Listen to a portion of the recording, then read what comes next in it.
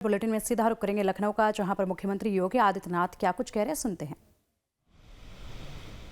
वे लोग इस प्रकार के रिफॉर्म का और इस प्रकार के एक पारदर्शी और ग्रामीण भारत के विकास का और विकसित भारत की संकल्पना का समर्थन करेंगे तो कहीं उनकी पोल न खुल जाए, क्योंकि फिर जनता जनार्दन उनसे प्रश्न करेगी कि आखिर तुम्हें भी तो मौका मिला था, तुमने ये क्यों नहीं किया। कांग्रेस और उनका इंडी गठबंधन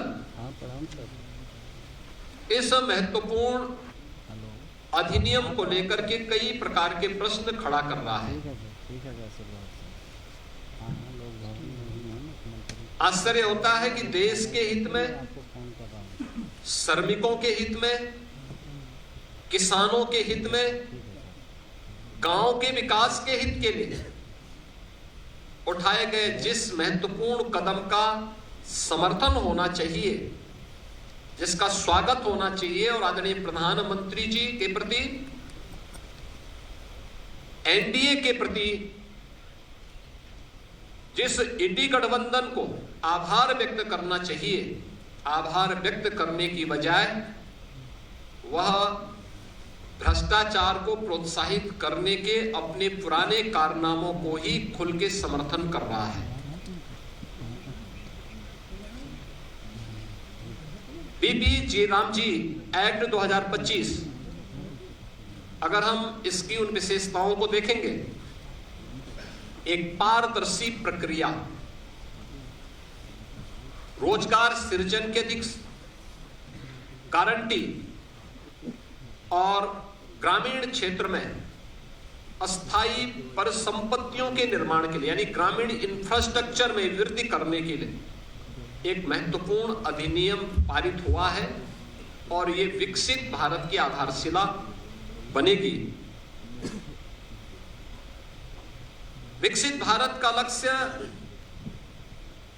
तभी साकार हो सकता है जब राज्य विकसित होंगे। राज्य विकसित तब होंगे जब हमारी आधारभूत इकाई गांव है, ये विकसित होंगे। ग्रामीण अर्थव्यवस्था को जब हम सशक्त बनाएंगे, किसान हमारा आत्मनिर्भर होगा, श्रमिक को सामाजिक सुरक्षा और उसको सम्मान सुनिश्चित होगा, तब विकसित भारत की संकल्पना आगे बढ़ेगी। और उसी भारत की, विकसित भारत की संकल्पना को आगे बढ़ाने के लिए उठाया गया एक महत्वपूर्ण क्रांतिकारी कदम है। मैं इसका स्वागत करता हूं और आदरणीय प्रधानमंत्री जी के प्रति उत्तर प्रदेश वासियों की ओर से हृदय से आभार भी व्यक्त करता हूं। मित्रों, ये नया कानून बनना इसलिए आवश्यक था क्योंकि जिस मनरेगा की चर्चा कांग्रेस और उसके सहयोगी दल आज ढोल पीट करके कर रहे हैं, हमें उनकी उन विफलताओं की भी चर्चा करनी चाहिए और उसके बारे में भी सोचना चाहिए। खासतौर पर अधूरी और अस्थायी परिसंपत्तियां जिनका कोई दीर्घकालीन लाभ नहीं, फर्जी जॉब कार्ड, फर्जी हाजिरी, भुगतान में कटौती जैसे व्यापक भ्रष्टाचार की शिकायतें हर एक जनपद से और हर ग्राम पंचायत से ये सुनने को मिलती थी। कमजोर सोशल ऑडिट और शिकायत के निवारण की भी कमजोर व्यवस्था, प्रशासनिक क्षमता की बाधाएं, मजदूरी में देरी जैसी समस्याएं इसमें लगातार चलती गई। खेती के मौसम के समय किसानों को मजदूर की संकट देखने को मिलते थे और एक श्रमिक जो ईमानदारी से काम कर रहा है, उसको जब उसको काम की आवश्यकता है तब काम की गारंटी नहीं मिल पाती थी, और अगर उसने काम भी किया है तो उसको समय पे भुगतान नहीं होता था। रोजगार सृजन का विकास और अस्थायी परिसंपत्तियों के निर्माण का एक अस्थायी मैकेनिज्म इस योजना से बनाने में पूरी तरह विफल रही है, और इसलिए अब नए संशोधन में रोजगार की गारंटी 100 दिन से बढ़ाकर के 125 दिन किया गया है। साप्ताहिक वेतन यानी साप्ताहिक भुगतान होगा। ऐसा नहीं कि महीनों और वर्षों लग रहे हैं। अब हर सप्ताह लेबर ने काम किया तो साप्ताहिक उसे भुगतान होगा, और देरी होगी तो इसका मुआवजा भी देना होगा, यानी उसके लिए अतिरिक्त उसको ब्याज देना होगा।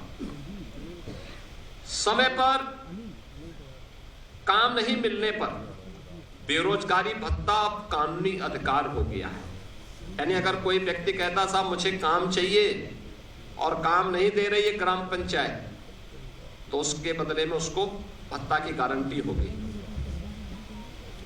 खेती के मौसम में किसानों को मजदूरों की कमी न हो, इसके लिए राज्यों को बुआई और कटाई के समय 60 दिन तक कार्य का विराम देने का अधिकार भी राज्यों को दिया गया है। राज्य तय करेंगे कि कब खेतीबाड़ी का समय है, उस समय मनरेगा के कार्य स्थगित रहेंगे, खेतीबाड़ी के कार्य के लिए लोग पर्याप्त संख्या में लोग मिल पाएंगे, और 125 दिन की गारंटी वर्ष भर में जो भी कार्य करने के इच्छुक हैं उन श्रमिकों को प्राप्त होगा। किसान और मजदूर दोनों के हित इसके माध्यम से सुरक्षित रखने की गारंटी दी गई है। खोदने और भरने वाली कामों पर विराम होने से स्वाभाविक रूप से जिनके हित प्रभावित हो रहे हैं वो चिल्ला रहे हैं, क्योंकि गड्ढा खोदते थे फिर उसको पाटते थे। ये प्रक्रिया अब उनके हित प्रभावित हो रहे हैं तो स्वाभाविक रूप से उनका चिल्लाहट होना स्वाभाविक है। अब इसमें 4 श्रेणियां दी गई हैं जिसका निर्धारण ग्राम पंचायत स्वयं तय करेगी। एक, मनरेगा का उपयोग जो पहले होता था वह कोई अस्थायी परिसंपत्ति आप नहीं बना सकते थे, लेकिन अब विकसित भारत जी राम जी के माध्यम से हम अस्थायी संपत्ति का निर्माण कर सकते हैं, और उसके लिए 4 प्रकार के प्रायोरिटीज तय की गई, प्राथमिकताएं जो तय की गई, श्रेणियां।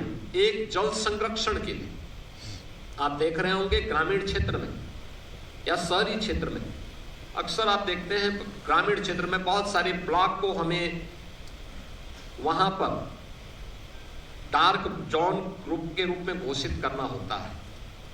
पानी की मात्रा बहुत नीचे जा चुकी होती है, कोई वहां पे स्थायी व्यवस्था नहीं बन पाती है। अब इस योजना के माध्यम से जो मनरेगा में व्यवस्था नहीं थी, विकसित भारत जी राम जी के माध्यम से गारंटी दी गई है कि वह इसके माध्यम से जल संरक्षण की अस्थायी व्यवस्था क्रिएट कर सकते हैं, यानी रेन वाटर हार्वेस्टिंग की व्यवस्था, चेक डैम की व्यवस्था और उससे जुड़ी हुई अन्य सुविधाओं की को वहां पे गांव में वो क्रिएट कर सकता है।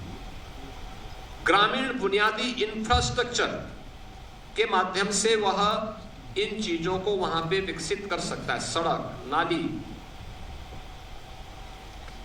इन सब का विकास कर सकता है। आजीविका संबंधी इंफ्रास्ट्रक्चर को भी इसके माध्यम से क्रिएट कर सकता है, खेल का मैदान बना सकता है, ओपन जिम का निर्माण कर सकता है।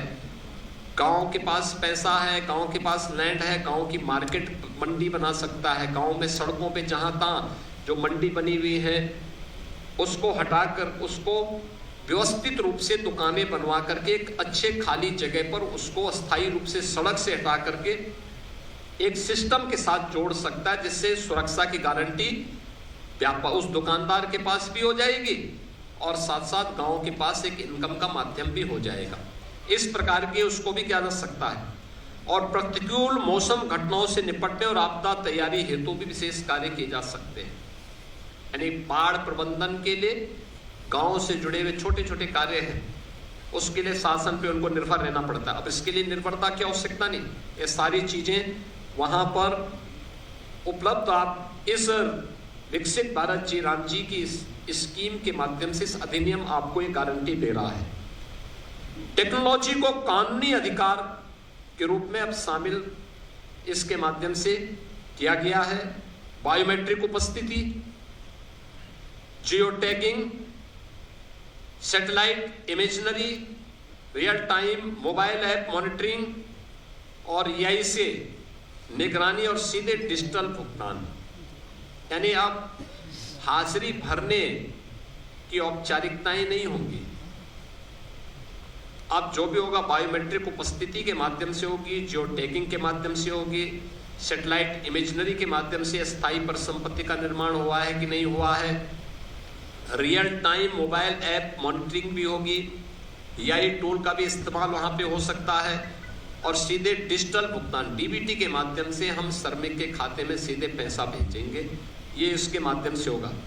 फर्जी नामों पर पैसा उठाने का खेल अब हमेशा के लिए बंद। आपने देखा होगा इससे पहले समाजवादी पार्टी के समय में सोनभद्र में मनरेगा का भयंकर घोटाला हुआ था। सीबीआई की इंक्वायरी उस समय उसकी चल रही है। ये भी उनके समय में लगातार होता रहा है। 6 माह में अनिवार्य सोशल ऑडिट, डिजिटल और समयबद्ध बहुस्तरीय शिकायत निवारण, जिला लोकपाल की व्यवस्था और केक के मानकों के अनुरूप ऑडिट की व्यवस्था भी इसके माध्यम से रहेगी। दूसरा, वित्तीय अनुशासन के साथ साथ यह संघीय संतुलन को बनाए रखने में भी एक बेहतर योगदान ये नया अधिनियम हमें देने जा रहा है, जिसमें केंद्र राज्य की साझेदारी 60-40 की हो गई। स्पष्ट वार्षिक बजट, लेकिन काम मांग आधारित ही रहेगा। यानी काम जो मांगेगा, गांव में मांगेगा, उसके अनुरूप ही वहां पे उसको कार्य भी दिया जाएगा।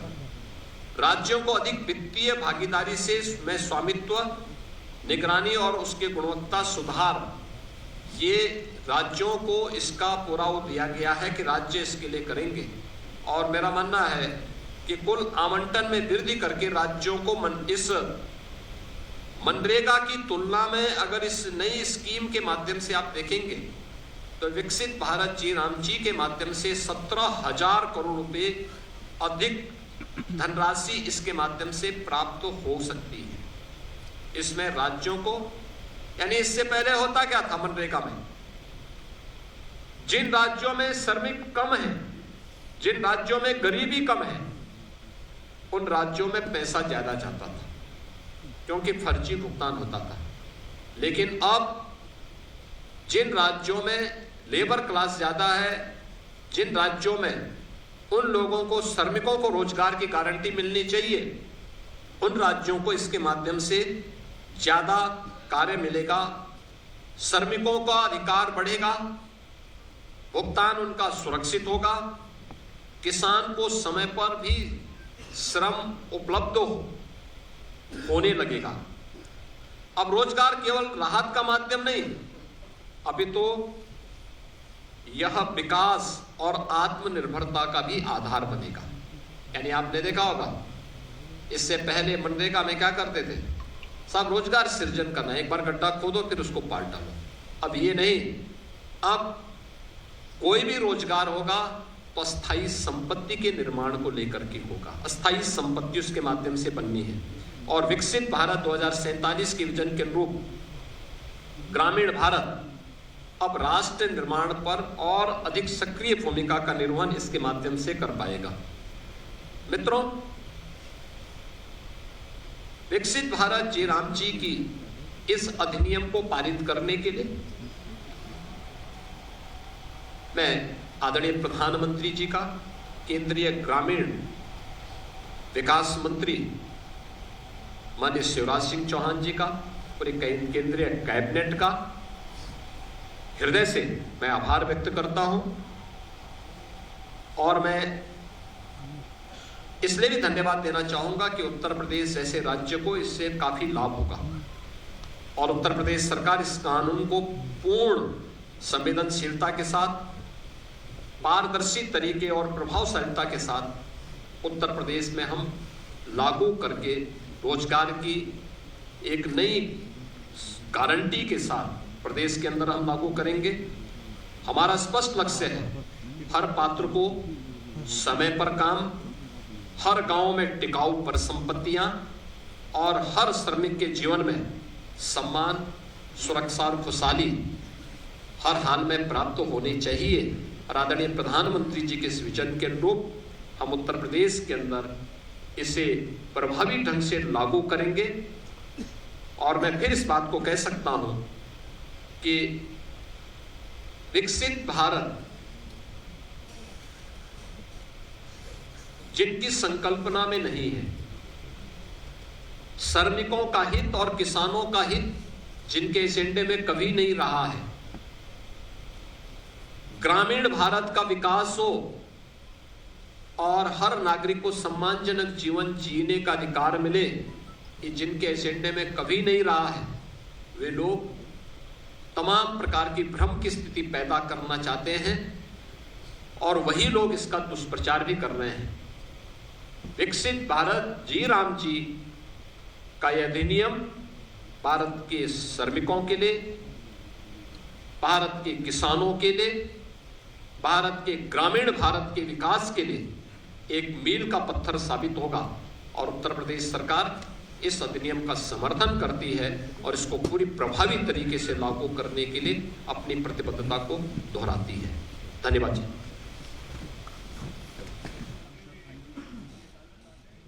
तो मुख्यमंत्री योगी आदित्यनाथ को आप सुन रहे थे, जिन्होंने जी राम जी को लेकर यहाँ पर बहुत सी बातें जो हैं वो साफ की हैं। बता दें कि जिस तरीके से लगातार कांग्रेस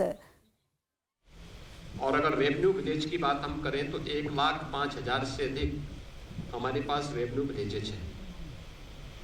उत्तर प्रदेश के अंदर आज भी हमारी लगभग 67 से 70% आबादी ग्रामीण क्षेत्र में निवास करती है। उत्तर प्रदेश भारत का फूड बास्केट भी है, तो स्वाभाविक रूप से अन्नदाता किसान और श्रमिकों का बेहतर समन्वय यूपी के अंदर है। खेती के समय श्रम बल खेती के कार्यों को संपादित करने और देश का पेट भरने के लिए अन्न उत्पन्न करेगा। जब खेती बाड़ी का समय नहीं, उस समय 125 दिन की गारंटी उसको वहां पर कार्य करने के लिए, यानी महीने में 25 दिन 5 महीने तक लगातार उन लोगों को ये कार्य प्राप्त हो सकता है और इसको लेकर के हम कार्य करेंगे।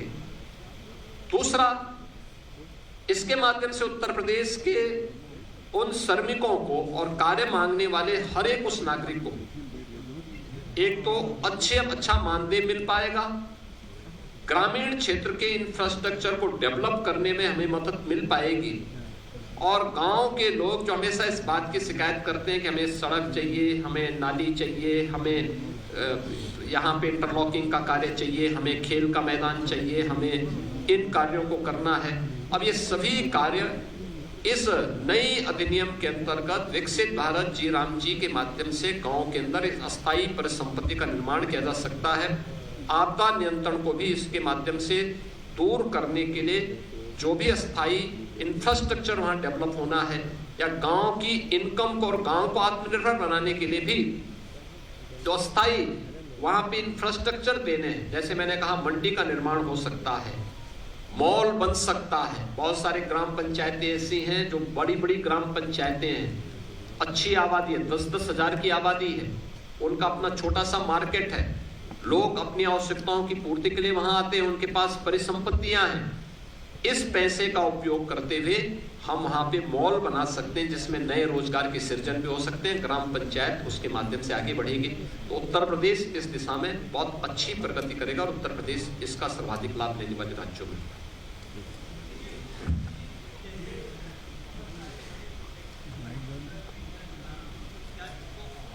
मुखर्जी जी, अगर बड़े प्रोजेक्ट्स हैं उनको रूरल एरियाज में एम्बिशियस ग्रोथ प्लान है उस पर लेके आना हो, तो क्या इसको जी राम जी को आउटसोर्स करेंगे? देखिए, मैं कहा ग्रामीण अर्थव्यवस्था को आगे बढ़ाने के लिए, ग्रामीण इंफ्रास्ट्रक्चर को विकसित करने के लिए, ग्रामीण इंफ्रास्ट्रक्चर और आजीविका को विकसित करने के लिए विकसित भारत जी राम जी का बेहतर उपयोग हो सकता है और इसका हम उपयोग करेंगे। मुख्यमंत्री जी एक सवाल मेरा है। अरे आप सभी लोगों को धन्यवाद। आप लोगों के लिए जलपान की व्यवस्था है उसको लेकर। तो जी राम जी कानून पर यहाँ मुख्यमंत्री योगी आदित्यनाथ ने बड़ी बातें कही हैं और कहा है कि यूपी के यहाँ तमाम जो गांव हैं उनका विकास अब काफ़ी तेज़ी के साथ होगा और इसी के साथ विकसित भारत जी राम जी कानून मील का पत्थर साबित होगा। रोजगार सृजन में पीएम मोदी का अहम योगदान है। लंबे समय तक देश के संसाधनों को लूटा गया है, लेकिन अब ऐसा नहीं होने दिया जाएगा। कानून का विरोध करने वालों ने डकैती डाली है। जो लोग कानून का विरोध कर रहे हैं उन्होंने डकैती डाली है। किसान, युवा, महिलाओं और गरीब के हित में ये कानून है। विकसित भारत की आधारशिला में ये मददगार साबित होगा। और सुनिए अब विस्तार से क्या कुछ कहा है मुख्यमंत्री ने। ग्रामीण विकास की दृष्टि से एक मील का पत्थर साबित होने जा रहा है। मित्रों, ये प्रेस वार्ता करने की आवश्यकता इसलिए पड़ी है क्योंकि जिन लोगों ने देश के अंदर लंबे समय तक देश के संसाधनों पर डकैती डाली,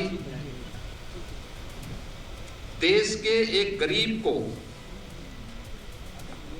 भूखों मरने के लिए, देश के नौजवान को पलायन करने के लिए, बेरोजगारी का दंश झेलने के लिए मजबूर कर दिया था, वे लोग इस प्रकार के रिफॉर्म का और इस प्रकार के एक पारदर्शी और ग्रामीण भारत के विकास का और विकसित भारत की संकल्पना का समर्थन करेंगे तो कहीं उनकी पोल न खुल जाए, क्योंकि फिर जनता जनार्दन उनसे प्रश्न करेगी कि आखिर तुम्हें भी तो मौका मिला था, तुमने ये क्यों नहीं किया। कांग्रेस और उनका इंडी गठबंधन इस महत्वपूर्ण अधिनियम को लेकर के कई प्रकार के प्रश्न खड़ा कर रहा है।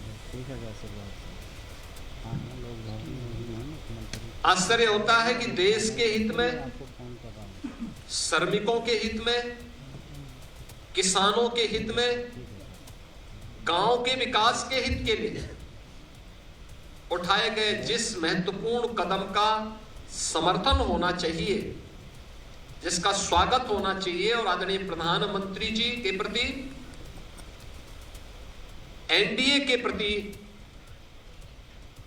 जिस इंडी गठबंधन को आभार व्यक्त करना चाहिए, आभार व्यक्त करने की बजाय वह भ्रष्टाचार को प्रोत्साहित करने के अपने पुराने कारनामों को ही खुल के समर्थन कर रहा है। जिस मनरेगा की चर्चा कांग्रेस और उसके सहयोगी दल आज ढोल पीट करके कर रहे हैं, हमें उनकी उन विफलताओं की भी चर्चा करनी चाहिए और उसके बारे में भी सोचना चाहिए। खासतौर पर अधूरी और अस्थायी परिसंपत्तियां जिनका कोई दीर्घकालीन लाभ नहीं,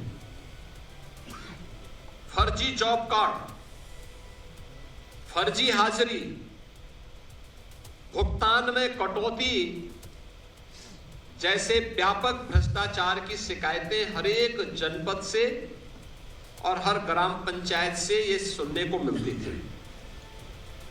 कमजोर सोशल ऑडिट और शिकायत के निवारण की भी कमजोर व्यवस्था, प्रशासनिक क्षमता की बाधाएं, मजदूरी में देरी जैसी समस्याएं इसमें लगातार चलती गई। खेती के मौसम के समय किसानों को मजदूर की संकट देखने को मिलते थे और एक श्रमिक जो ईमानदारी से काम कर रहा है उसको जब उसको काम की आवश्यकता है तब काम की गारंटी नहीं मिल पाती थी, और अगर उसने काम भी किया है तो उसको समय पे भुगतान नहीं होता था। रोजगार सृजन का विकास और अस्थायी परिसंपत्तियों के निर्माण का एक अस्थायी मैकेनिज्म इस योजना से बनाने में पूरी तरह विफल रही है, और इसलिए अब नए संशोधन में रोजगार की गारंटी 100 दिन से बढ़ाकर के 125 दिन किया गया है। साप्ताहिक वेतन यानी साप्ताहिक भुगतान होगा। ऐसा नहीं कि महीनों और वर्षों लग रहे हैं। अब हर सप्ताह लेबर ने काम किया तो साप्ताहिक उसे भुगतान होगा, और देरी होगी तो इसका मुआवजा भी देना होगा, यानी उसके लिए